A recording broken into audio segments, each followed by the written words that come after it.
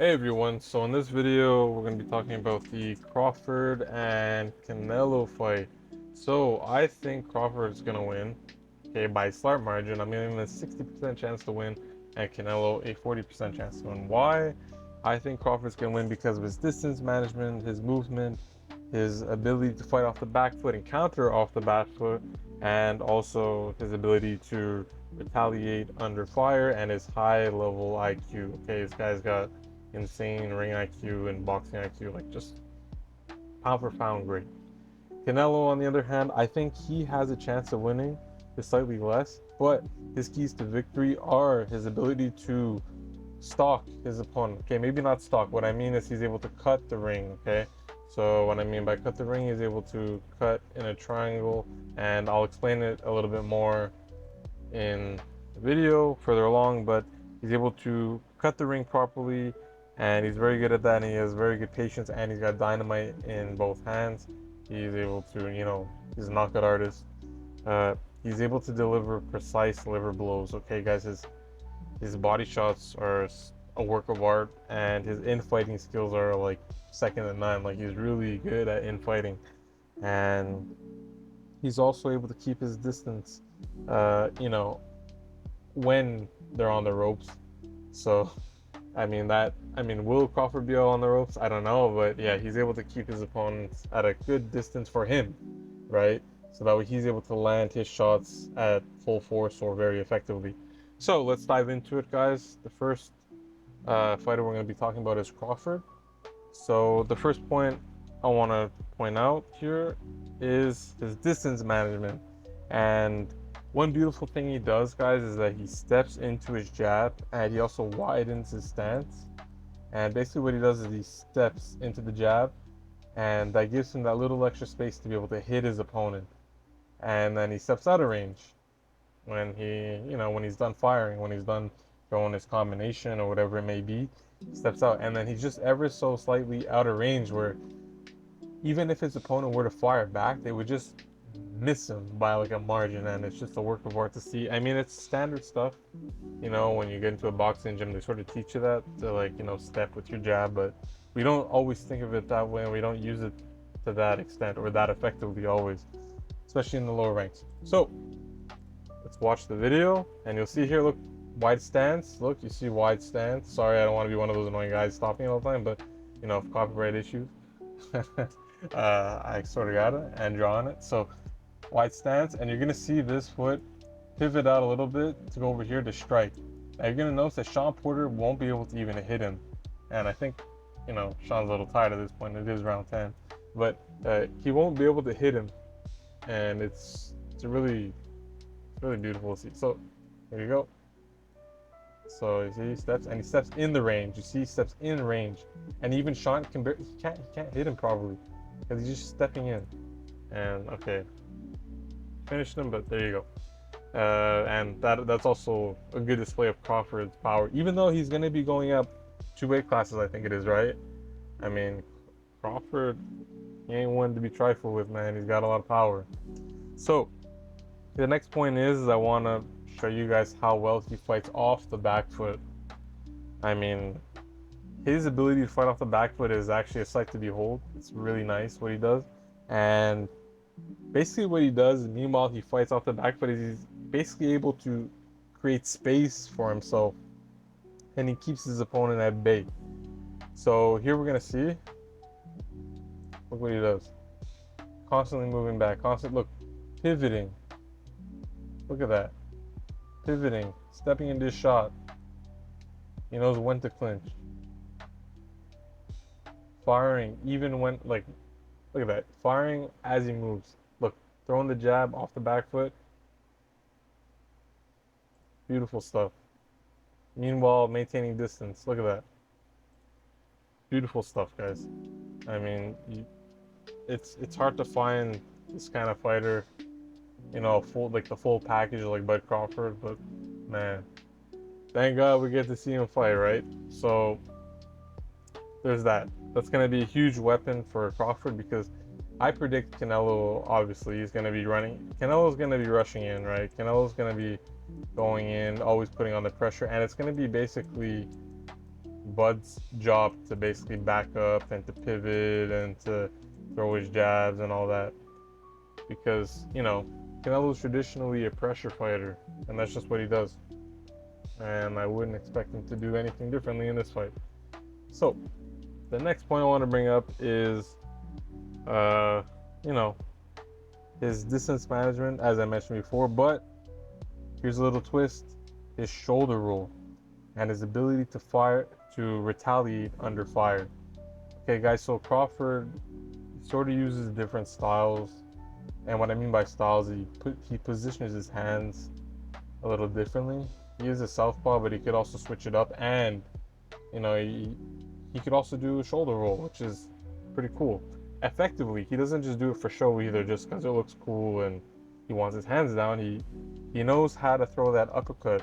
He knows how to throw his hook off of it, and he also knows how to roll with the punch. So, and he knows when to use it. He doesn't just use it open center in the ring. He uses it, you know, critical times. So we're gonna see here. Look at that shoulder roll. He's on the fence. I mean, he's on the ropes. Look at that. Boom. Beautiful counter. Look at that. Like, you're not gonna find, like, it's hard. Like, Mayweather did that really well. But it's nice to see, you know, someone else using it in a different way.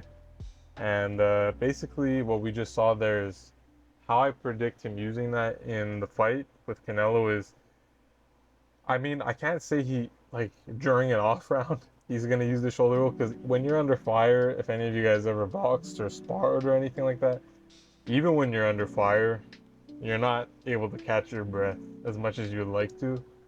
So I would say, like, as a worst case scenario, because Canelo's going to be going for his body, this is kind of his ace on the ropes, so to speak, where he doesn't get caught with one of those dangerous or nasty liver shots or shots to the solar plex or whatever, you know, Canelo usually likes to throw while his opponent's pinned on the ropes.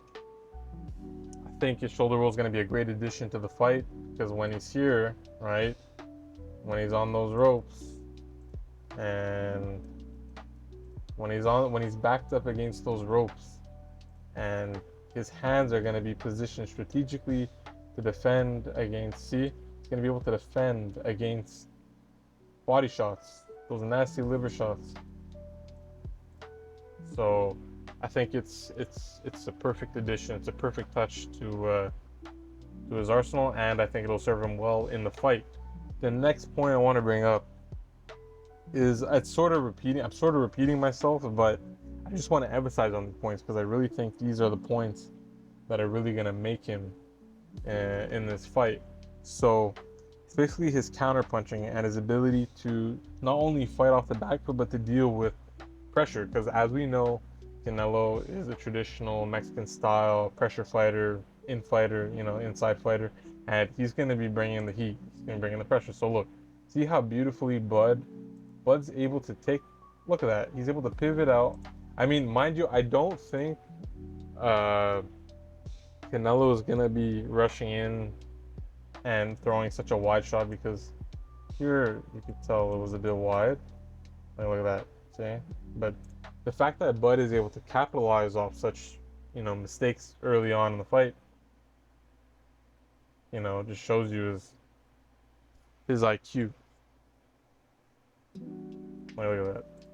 And yeah, so I think Bud's footwork, his movement, his high IQ, his ability to deal with, like a pressure fighter, someone coming at him, I think he's got this fight just ever so slightly. I think he's gonna win it by a margin, okay? Not by a landslide. So now let's get into Canelo. Canelo. So, like I said, the first thing I want to talk about is his ability to cut the ring and to go for the knockout and to be patient. He's got dynamite in both hands. So, what I was saying before, guys, is, let me use a different color. So, let's say this is his opponent, right? And then this is fighter. So the opponent's gonna want to move, like let's say he moves to the side this way, right? So some people, what they would do, especially if they're new to fighting, they will just follow him like this to this point, right? But that's not what you want to do. What you're supposed to do is move in the way of a triangle, so to speak. That way, you sort of just go from point A to point C, so to speak. Okay? And basically, you just go here. So you'd move to the side, but you wouldn't move here, you would just move to the side with him. And you sort of maintain your distance, and you would be able to, mirror him. You'll be able to follow him in that way. Because you don't want to follow him directly, because that's how you're going to eat a lot of jabs, you're going to tire yourself out, and you're going to fall prey to a lot of potential uppercuts and other sneak attacks that the opponent may try to, throw your way. That's why if you just ever so slightly just move, glide along with him, just glide along with him, and that's all you got to do. And then you'll be able to stand in front of him, because he'll be here and you'll be right here, and it'll be almost like nothing ever happened. All right, you'll still be in his line of sight, and he'll be in yours. So hopefully that explained it, and let's watch how he does this sort of to Amir Khan. So he doesn't just follow him. You see he moves. See, I just want to point that out again. So you see, he doesn't just follow him like this. So Amir Khan's gonna move like this, and wait for it, or maybe I skipped. Oh no. Okay, no, it's here. So Amir Khan is gonna basically see, he's gonna move this way, and Canelo's just gonna move side. He's not gonna follow him. He's just gonna move to the side, and he went for the knockout right there. Very nice. See, he doesn't follow him directly. You just follow the direction, not that you follow the end direction of where he is, and that's basically cutting off the ring. And Canelo does that beautifully and masterfully, as you saw. The next point I want to bring up is how precise the man throws his liver shots and other damaging body shots. I mean, if you watch Canelo, I mean, once he gets to the inside, I mean, that's what he does. That and his guard pass, he passes through people's guards with uppercuts and other different shots. It's nothing. It's crazy, the precision. So let's show you here. Hey, look, he does this thing. He has his high guard. He's getting beat up a little bit. Look, he's already starting to. Boom! Look at that. He set it up beautifully with the uppercut. Forced his opponent to move his arms a little bit closer, and then he just opened up the space for that beautiful shot to land. And that's one thing I see Bud having to deal with if Bud stupidly wants to call in the infight. If he ever so decides to at any point say, just come on, let's fight for some reason, or brawl, which I don't think he will, or if he gets trapped into some sort of an infight with Canelo, that's what he's got to be that's what he's got to be very careful for. And I hope he uses the shoulder roll effectively in that, for his sake. But if he doesn't, it'll make for a very interesting fight, because, well, I mean, his only other option would be to tie Canelo up, try to clinch him, but even then he's gonna have to be very careful. So the next point is, if I can get to it, is okay. So his basically his dangerous and slightly superior infighting and guard passing ability. So we're gonna see that here with Canelo right now. Okay, he's taking a little bit of heat, but look, he's already getting, look at that, boom, uppercut right up the middle, like it wasn't even nothing. Crazy. And it was a crazy combination as well. And the fact that he's able to throw with such explosion, look, infighting is his game, man. Can't mess with Canelo when it comes to infighting. Look at that. Bam. Beautiful combination, beautiful execution. And I mean, hey, that's what you get with Canelo, right? So now, I think Crawford wins if he fights exactly, or not exactly, but similar to Bivol. right? Bevel sort of laid out the blueprint. I remember all that stuff. He laid out the blueprint, right?